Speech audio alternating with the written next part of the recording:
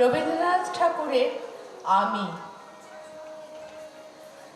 আমারই চেতনার রঙে পান্না হলো সবুজ, চুনি উঠল রাঙা হয়ে।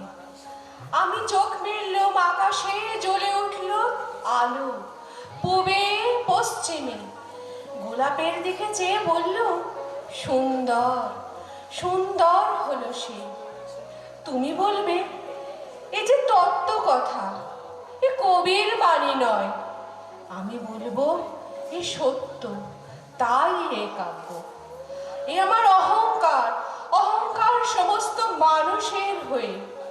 মানুষের অহংকার পটে বিশ্বকর্মার বিশ্ব শিল্প।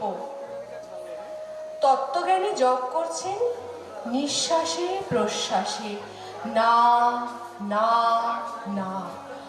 না পান্না, না চুনি, না আলো, না গোলাপ, না আমি, না তুমি। ওদিকে অসীম যিনি, তিনি স্বয়ং করেছেন সাধনা মানুষের সীমানায়। তাকেই বলে আমি। সেই আমির গহনে আলো আধারের ঘটল সঙ্গম।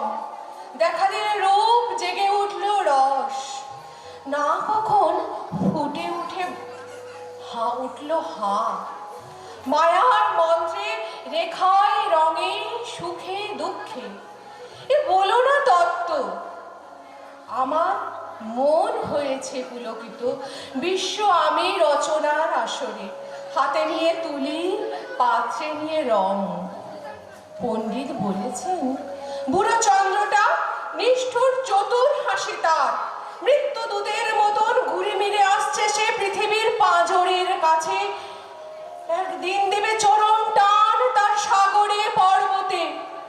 মর্তলোকে মহাকালের নতুন খাতায় পাতা জুড়ে নামবে একটা শূন্য। গিলে ফেলবে দিন রাতের জমা খরচ। মানুষের কীর্তি হারাবে অমরতার ভান। তার ইতিহাসে লেপে দেবে অনন্ত রাত্রির কালি।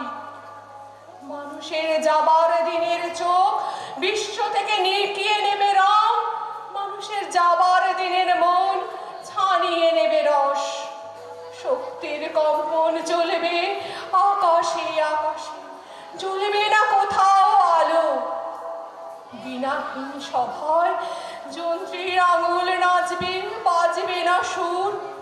নীলামিহীন আকাশে ব্যক্তিত্ব হারা অস্তিত্বের গণিত তত্ত্ব নিয়ে। তখন বিরাট বিশ্ব ভুবনে, দূরে দূরান্তে, অনন্ত অসংখ্য লোকে লোকান্তরে এ বাণী ধ্বনিত হবে না কোনোখানে, তুমি সুন্দর, আমি ভালোবাসি। বিধাতা কি আবার বসবেন সাধনা করতে যুগ যুগান্তর ধরে?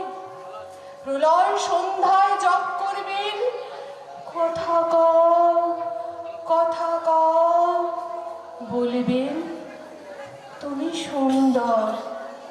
বলবেন, বলো আমি ভালোবাসি।